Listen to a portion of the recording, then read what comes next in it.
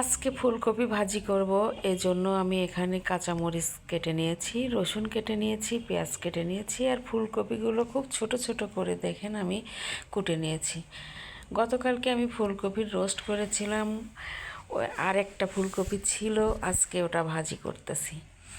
আমার রান্নার চেয়ে ভাজিটা খেতে ভালো লাগে, আর রান্না ফুলকপি আমি অত পছন্দ করি না, কারণ ভিতরে কিছু দেখা যায় না। আমার পোকার খুব ভয়, সেজন্য আমি ছোট ছোট করে দেখে শুনে এটা ভাজি খেতেই আমি পছন্দ করি, এজন্য ভাজিটাই বেশি খাই আমি, রান্নাটা খাওয়াই হয় না। আমি চুলায় দিয়ে দিলাম রসুন, পেঁয়াজ, কাঁচামরিচ দিয়ে এখন সুন্দর করে নেড়ে তারপরে আমি দিয়ে দিব ফুলকপি। আমি কিন্তু ফুলকপিতে একটু পানি দিব না, এক ফোঁটাও না, আর আমি একবারে তেলের উপরে দিয়ে দিচ্ছি। অনেকেই আছে সিদ্ধ করে নিয়ে তেলে দেয়, কিন্তু আমি না, মানে একবারেই দিয়ে দিলাম তেলের উপরে।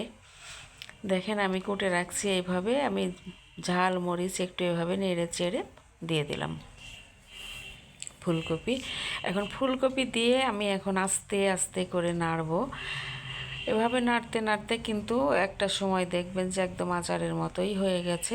আমি দেখেন কোনো পানি দেইনি, এখন লবণ দিব একটু আর হলুদ দিব একটু, জাস্ট এটাই, আর কিছু দিব না। দেখেন আমি কিন্তু টুকটুক করে নাড়তে নাড়তে আমার কিন্তু অনেকটা কমে গেছে ফুলকপি। আমি এ পর্যায়ে দিয়ে দিব ধনিয়া পাতা। এই যে ধনিয়া পাতা দিয়ে দিচ্ছি। আর ফুলকপির মধ্যে আমি আলু টালু কিচ্ছু দিইনি, শুধুমাত্র ফুলকপি ভাজি করতেছি, সুন্দর করে ভাজি করার চেষ্টা করতেছি আর কি।